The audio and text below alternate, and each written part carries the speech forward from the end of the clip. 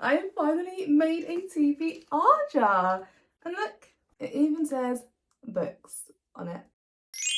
I am so excited to finally understand the excitement and the pleasure people get from picking out a prompt from their TBR jar and choosing what they're going to be reading for the following month. I feel like I am ready for the video. I've got a really cute bookish jumper on that says, "Sorry, I'm booked." My brother actually got this for me for Christmas, and I'm feeling all of the bookish vibes right now. I made this TBR jar with my friend Ashley from Ashley's Book List, and it was so much fun. We actually got some prompts from Pinterest and stuff, and we just wrote like, I don't even know, at least 50, probably more than that in here. We've got some really fun prompts, and before you say, "Dad, aren't you a mood reader? I thought you don't do TBRs, I thought you don't stick to TBRs." First of all, you're right. I am the biggest mood reader. I don't think I've ever really stuck to a TBR, but I have never tried using a prompt jar, and I feel like I still have a lot of autonomy because I'm going to be choosing the books based on a prompt, but I'll still be choosing the book. It might be like a random wheel generator or something like that. So I'm going to see how it goes for a few months, see if it works for me, and I think it might be fun. But because I am not a typical TBR every single month kind of girl, I haven't got a TBR prompt cart or a TBR cart, but I do have my eye on maybe buying one from IKEA or Amazon, hopefully for March, because to be fair, I am running out of space on my bookshelf, so I do need somewhere where I can put all of the books that I haven't read yet or that I really want to get to this year on, so I can see them and hopefully gravitate towards those books more this year, but we'll see. So let's get into the video. Let's have a look at what we're going to be reading in February. Picking my first prompt. I can't wait. Wait, hold on. I feel like I need more of a moment. Let's do it in slow-mo. This actually used to be a jar like to drink out of, so I've blocked the straw with this sticker, but you never know. I am going to pick out 4 prompts. I've already got a book that I'm going to try and read this month, so altogether that will be about 5 books in Feb, which sounds achievable for me. I normally average 4 a month, and Feb is a shorter month, so it's already kind of a stretch goal. So I'm not going to push it. I'm going to go for 4 prompts and then have the one book that I know I'm going to be reading this month anyway with Nicole.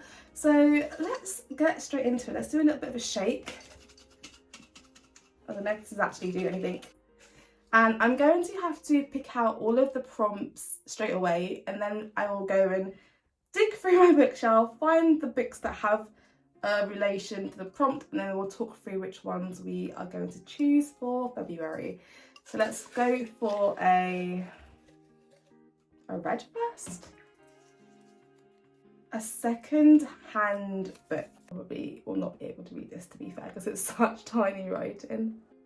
But it is a second-hand book, which I do have a few options for, because I do buy some books from World of Books sometimes, and they are all second-hand books. I've also got, I think, 1 or 2 books that I'm borrowing from a friend that I can pick up, so this will be interesting, I think. Let's try and go for a white one this time. Okay, I'm just gonna have to go for one on top. Let's see what this one says. Oh no! A book that will make you cry? Why am I crying on Valentine's Day month, guys? Come on. That will make you cry. Do you know what? I've got to try and find one. I'm not sure actually if I've got any very, very sad books on my TBR physical shelf, but we'll see.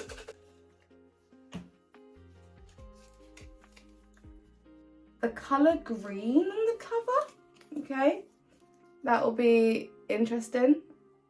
Try and find the colour green. And then the last one. Oh my gosh. What a mission just to get one of these out. Okay, let's wait for this one. Ooh, a book with magic. Can we read that? Also, my handwriting is very, very atrocious, so excuse it. Okay, that's my 4 prompts. Interesting variety. So, quick overview, we've got a book that will make you cry, fantastic.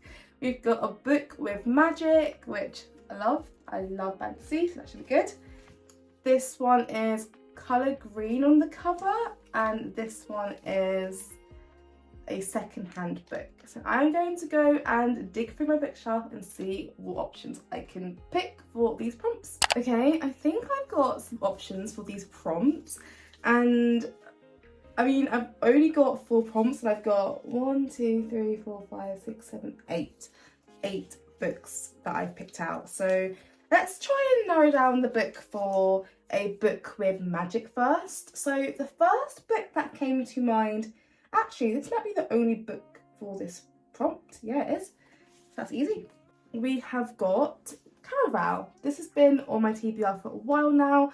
I really want to understand why people love Stephanie Garber's writing, and I know this book is meant to be quite magical, quite carnival-esque. Is that even a word? But you know that feeling when you go to a carnival, there's lights and so much buzz and atmosphere, and that's meant to be captured really well in this book. So I think this is a great choice, and my only choice apparently, for a book with, actually that's a lie. I've also got, where is it? I've also got The Midnight Library. This is also a book that contains magic as well. So as far as I know, Caraval is about a legendary carnival, I guess, where you go and partake in the chance of winning a wish. Ooh. This sounds really good, to be honest, and I am so intrigued. So I feel like I am going to probably pick this, but The Midnight Library is also a good choice for magic because as far as I know, it's about purgatory, which in itself sounds quite magical, like the in-between life and death, where I think the whole premise is if you could go back in life and make different choices, would you, and what would happen in those different parallel lifetimes? You see, this does also sound really cool.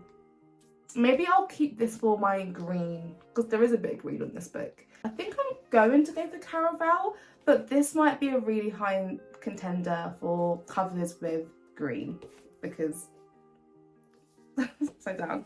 Because I am really intrigued about The Midnight Library as well. So first choice for contains magic, we have Caraval. Let's put that here. The other prompts we had was colour green, might as well go to that one. So for that, I have got The Lost Bookshop. I've also got The Inheritance Games. And I've also got The Flat Share. All of these I do really want to read and I really want to get to. But I feel like if we're being really honest, like the ones that scream green the most are these two, aren't they? And I guess I did say I would consider The Midnight Library as well, but on second thoughts, it just doesn't really go with the green theme. I'm not going to cheat, it's barely got any green in it, so I don't think it counts. So maybe next month I'll get to it with another prompt, but not this month. So The Inheritance Games, to be honest, I do really want to get to this soon because it's been on my TBR for a very, very, very long time, and I'm really intrigued to understand the hype behind this book. And I think lots of people know what it's about already, but essentially Avery's trying to live her life out of the spotlight and just kind of go under the radar when she mysteriously gets given an inheritance from an extremely rich billionaire, and she has to move into his mansion and basically find out why she's been given this money and then go and get it, I suppose. It says, Avery has a plan: keep her head down, work hard for a better future. Then an eccentric billionaire dies, leaving her almost his entire fortune, and no one, least of all Avery, knows why. Now she must move into the mansion she's inherited. It's filled with secrets and codes and the old man's surviving relatives, a family hell-bent on discovering why Avery got their money. Soon she is caught in a deadly game that everyone in this strange family is playing, but just how far will they go to keep their fortune? oh, that sounds good. That does sound good. This also does sound good too as well. This one's called The Lost Bookshop, and it says, how far will you go to find your story by Evie Woods. And this one is, on a quiet street in Dublin, a lost bookshop is waiting to be found. For too long, Opaline, Martha and Henry have been the side characters in their own lives. But when the vanishing bookshop casts its spell, these three unsuspecting strangers will discover that their own stories are every bit as extraordinary as the ones found in the pages of their beloved books. By unlocking the secrets of the shelves, they find themselves transported to a world of wonder, where nothing is as it seems. Oh my god. This is so hard. I feel like this one sounds more interesting to me off the bat. Like I think I could probably get through this one quite quickly. It's also not too long. This one also sounds interesting, but I don't really think I'll know what the plot is until I start reading it, except from what's obviously said on the back. This one I know is on Kindle Unlimited as well, so I could read it on my Kindle, which also helps me read a bit quicker, I think. But I think I'll probably pick up the Inheritance Games because I'm intrigued. So we've got that, the Inheritance Games for books of the colour green on them. Next we've got a book that will make you cry. This one was quite a hard one actually. I chose these two books. So we've got All the Light We Cannot See by Anthony Doerr, and we've got If He Had Been With Me by Laura Nowlin. This one is the newest book on my TBR actually, and this one's quite an old one on my TBR. So I'm stuck between the two. Part of me wants to pick this one just because I actually think this will make me sob, and I'm not sure I want that right now. It's meant to be Valentine's Day, the month of love. I don't really want to be sobbing. This also has topics of like the war and the Nazis era, and I just know that it's going to get me in the feels, and it might be one of those experiences where I'm so sad that I just get into a book slump.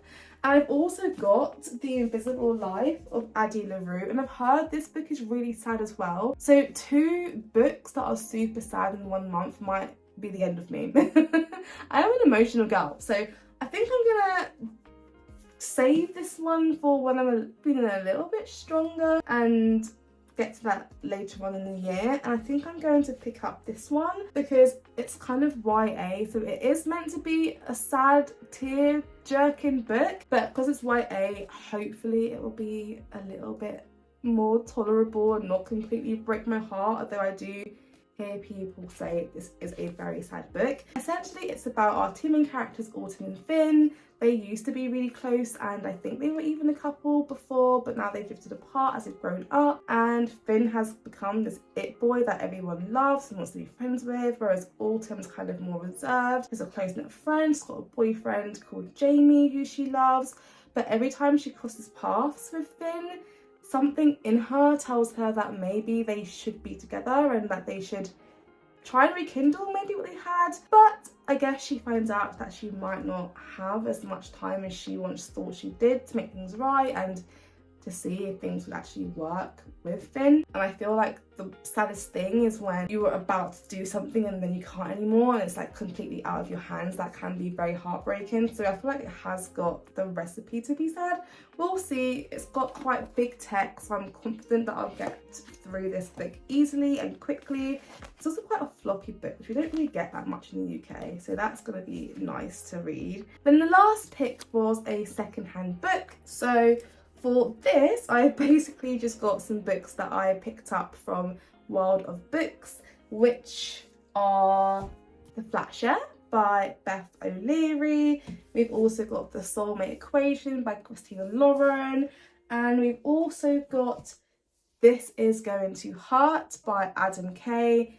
This book is actually on my 2025 TBR, so I'm kind of intrigued to see if I can knock out 2 from that list. Because I've got The Invisible Life of Addie LaRue as well that I'm planning to read this month. So these are the 3 options. They're all, actually they're not all quite different. These are 2 romances. This is more of a non-fiction kind of book following a junior doctor. But because we are in February, it's the month of Valentine's Day, I feel like I do want to pick a romance book. So I'm going to save this for later and I'm going to choose between these 2. And I'm stuck. So let's read the blurb. So I've not read Beth O'Leary, have I? I don't think I have.